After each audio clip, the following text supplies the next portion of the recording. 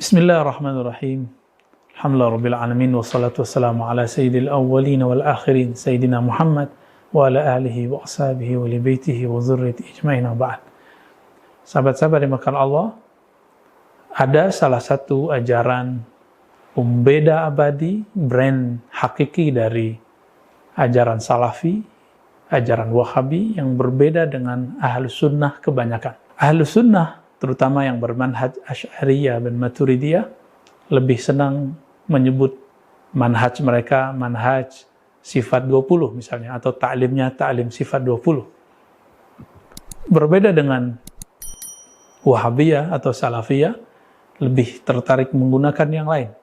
Karena Ibnu Taimiyah tahun 708 wafatnya, beliau kemudian mencoba mengaransemen sendiri atau menginovasi bab tauhid, yang sebenarnya ijtihad dalam bab tauhid adalah sesuatu yang perlu kita pertanyakan, tapi Ibnu Taimiyah ternyata tidak perlu bertanya, dia langsung mengajukan sebuah inovasi yang boleh dikatakan berbeda, dan manhajnya disebut istiqra'i. Istiqra'i ini adalah lawan dari qiyas, yaitu induktif. Dia baca dalil, kemudian dia kelompok-kelompokkan, dan dalil itu terbagi menjadi 3 kelompok. Inilah yang kemudian disebut dengan trilogi tauhid atau usulus salasah, 3 tauhid. Ini kemudian sempat mati suri setelah Syekh Ibnu Taimiyah wafat, diteruskan oleh Ibnu Abdul Hadi. Udah setelah itu mulai jarang ada yang memakai. Muncullah kemudian Syekh Muhammad bin Abdul Wahhab di abad ke-13 Hijriah. Beliau kemudian mengajarkan kembali dengan risalah tauhidnya atau usulus salasahnya. Apa itu? Yang pertama, tauhid rububiyah. Tauhid rububiyah dari kata wahada yuwahidu, mentauhidkan, mengesahkan Allah dari sisi rububiyah, Rabb. Apa arti Rabb? Rabb berarti Allah pencipta. Secara teori dasar, tidak ada perbedaan antara Ahlus Sunnah, Asy'ariyah, Maturidiyah dengan Salafi ketika mengartikan rububiyah. Tapi ketika memberikan penjelasan, baru bertemu ada beberapa perbedaan yang sangat luar biasa. Apa kata Ibnu Taimiyah? Begitu juga Muhammad bin Wahhab. Tauhid rububiyah adalah tauhidul musyrikin. Tauhid ahli kalam, tauhid para filosof, tauhid orang-orang yang tidak semanhaj dengan beliau, bahkan ini tauhidnya orang-orang paganis yang ada di Makkah. Ini merupakan satu kejanggalan. Bagaimana mungkin orang yang musyrik bertauhid? Tapi itulah mantik logika Ibnu Taimiyah. Logika Wahabi, logika Salafi, menggabungkan istilah tauhid dengan musyrik. Suatu hal yang sangat jauh dalam pikiran orang-orang yang mempunyai akal yang bersih, yang lurus. Ya. Tapi bagi Ibnu Taimiyah itulah yang lurus. Bahwa ada orang-orang Arab Mekah dulu ditanya, wala in sa'altahum man khalaqas samawati wal ard la yaqulunna Allah.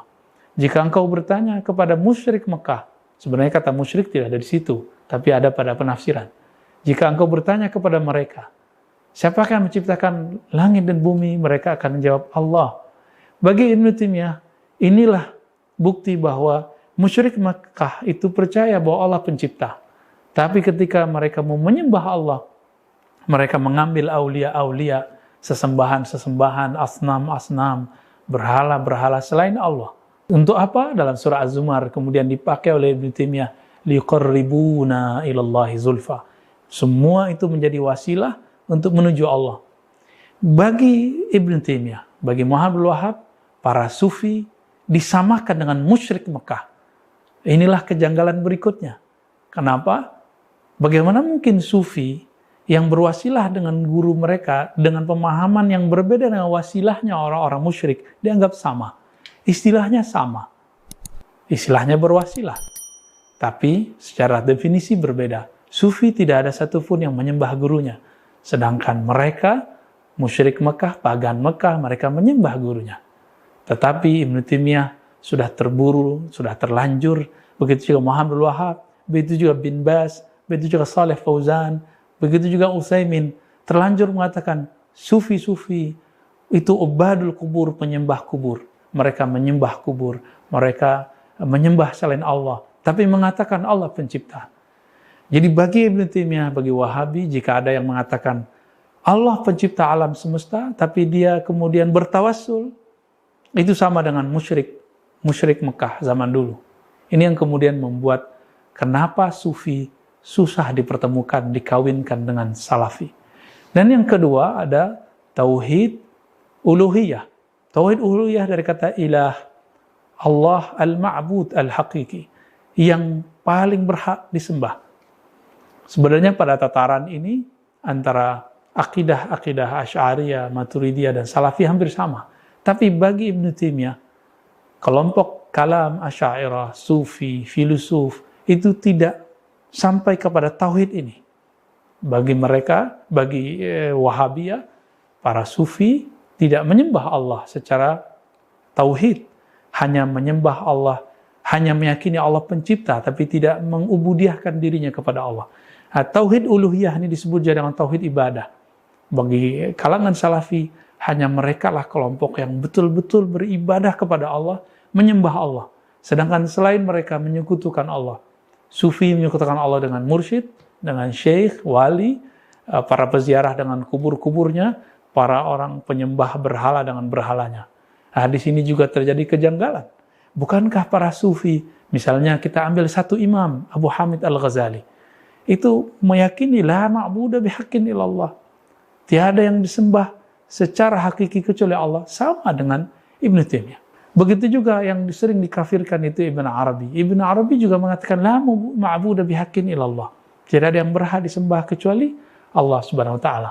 Tapi karena mereka sudah terlanjur mengatakan hanya kamilah yang uluhiyah, sedangkan selain kami tidak uluhiyah, maka Salafi pada bab tauhid uluhiyah akan ingin mengatakan di dunia ini yang betul-betul menyembah Allah cuma kami.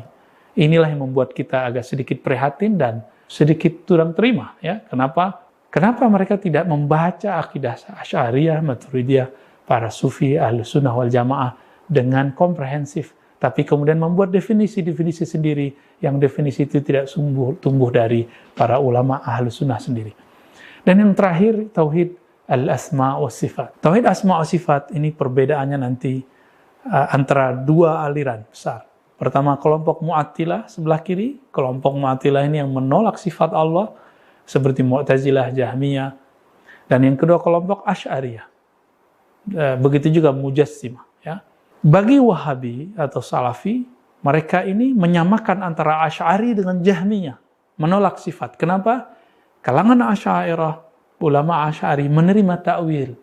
Bagi mereka ta'wil itu sama dengan ta'til. Bahkan lebih buruk daripada ta'til. Ta'wil menakwil sifat Allah, ta'til meniadakan sifat Allah. Ini dua hal yang berbeda. Tapi bagi Salafi itu sama. Maka teman-teman dimuliakan Allah, itu sebabnya Ibnu Taimiyah mempunyai definisi tentang sifat-sifat yang dipahami oleh Asy'ari berbeda dengan Asy'ariyah itu sendiri. Ibnu Taimiyah, Muhammad Wahab dan pengikutnya mengatakan bahwa Allah dalam pemahaman Asy'ariyah hanya bersifat 7 atau 20. Inilah yang kemudian mereka sebar di mana-mana. Sehingga pengikut-pengikut Wahabiyah yang awam menuduh Asy'ariyah bukanlah Ahlus Sunnah. Menuduh Asy'ari tidak mengerti sifat Allah, hanya meyakini beberapa sifat Allah. Ini adalah definisi yang bukan bersumber dari kalangan Asy'ariyah.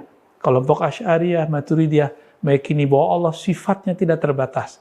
Tapi untuk memahamkan kita, dipilihlah sifat wajib, mustahil, dan jaiz.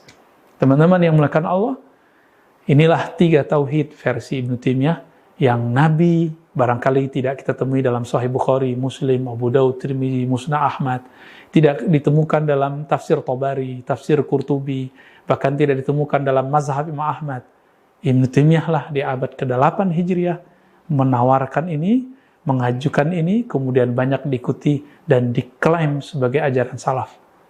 Entah manalah yang salaf, silakan pilih sendiri, silakan tentukan sendiri. Wassalamualaikum warahmatullahi wabarakatuh.